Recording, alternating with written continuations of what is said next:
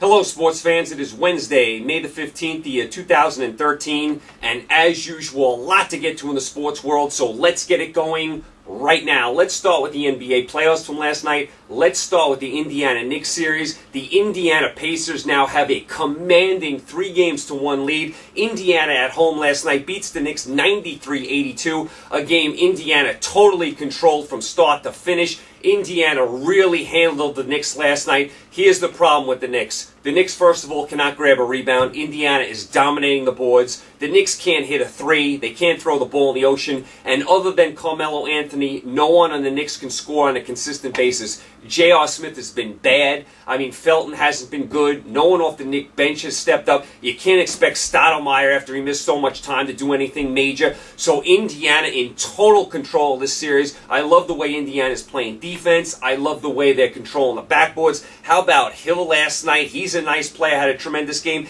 How about Stevenson, the player he's turned out to be? Stevenson was a high school star, won 4 titles in high school, then went to the University of Cincinnati for 1 year. Wasn't so great that 1 year he played in Cincinnati. Was a little disappointed. Came out into the NBA draft after 1 year of college. He was drafted in the 2nd round by Indiana. He has turned into a really, really nice player. Indiana getting a lot of contributions from a lot of different people, and they're doing it without Granger. Remember, no Granger for the rest of the year. I thought Indiana might miss his scoring. They haven't so far. Indiana doing a solid job. Knicks are in all kinds of trouble. They're not out of it. I mean, they do have 2 of the next 3 at home if it goes that far, but they are in major trouble. They can't hit a 3, and the Knicks live by the three-pointer, and no one other than Carmelo Anthony is stepping up on the offensive end. And how badly did Indiana dominate the backboards last night, pushing the Knicks around all over the place. Indiana dominated the rebounding department.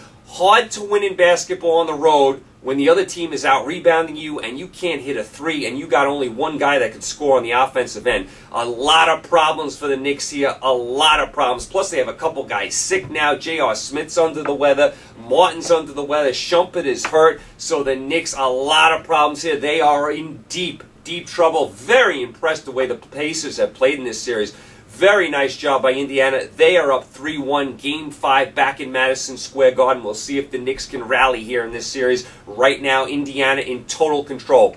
Also last night, San Antonio at home beat Golden State 109-91. San Antonio takes a 3-2 lead in this series.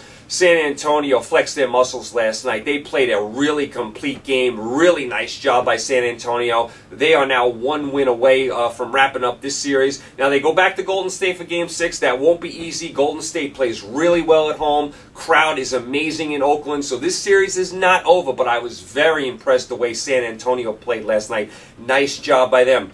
Over to the NHL we go last night to the 2nd round. Pittsburgh beat Ottawa in Pittsburgh 4-1. Pittsburgh takes a 1-0 series lead.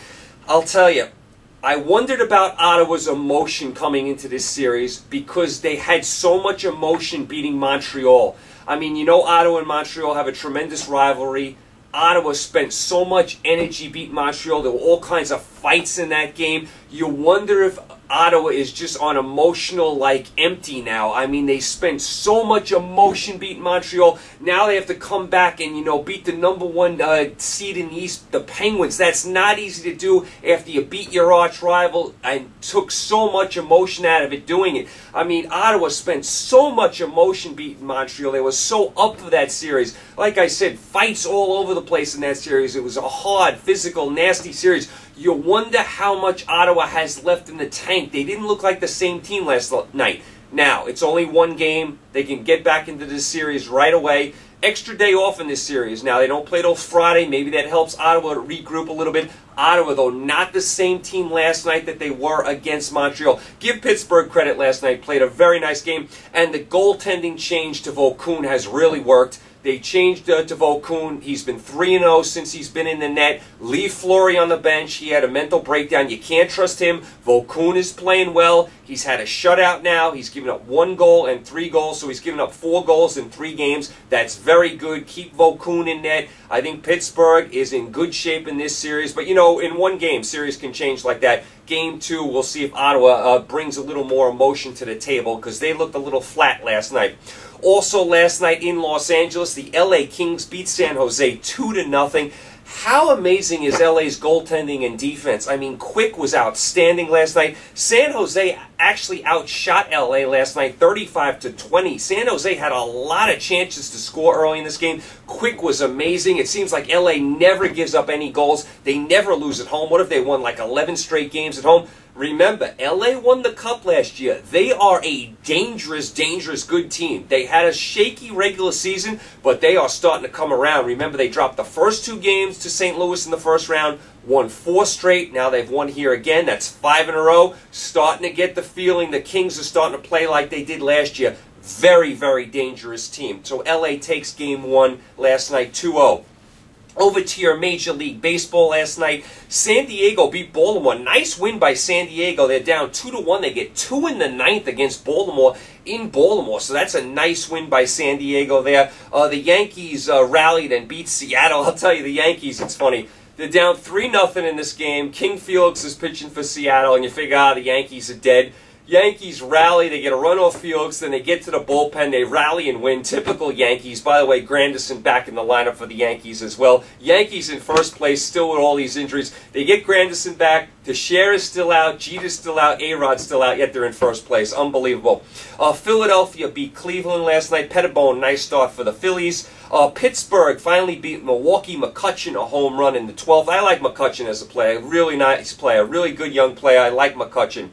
Toronto beat San Francisco. They were all over Zito in the first inning. Got 6 runs off Zito in the first. Toronto gets a much-needed win.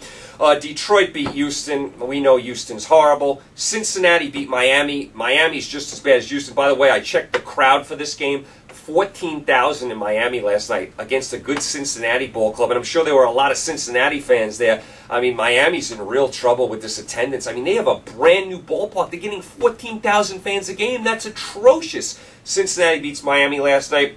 Tampa Bay beat Boston last night. It's funny, Ortiz hit a home run in the first inning to give Boston a 3-0 lead. Moore, the pitcher for Tampa Bay, really settled down, didn't give up a run the rest of the way. Tampa Bay rallies and wins 5-3. Moore now 7-0 for Tampa Bay. Colorado bombed the Cubs at the friendly confines of Wrigley Field. The White Sox beat Minnesota. Adam Dunn actually hit a home run. He's capable of hitting home runs. I mean, I don't think he can bat over 180, but Dunn can get you a home run here or there. St. Louis beat the Mets, no shock. Beltran with his 10th home run. Arizona beat Atlanta. How about Corbin, the pitcher for Arizona? 6-0. Nice pitcher. 6-0. Nice job by him.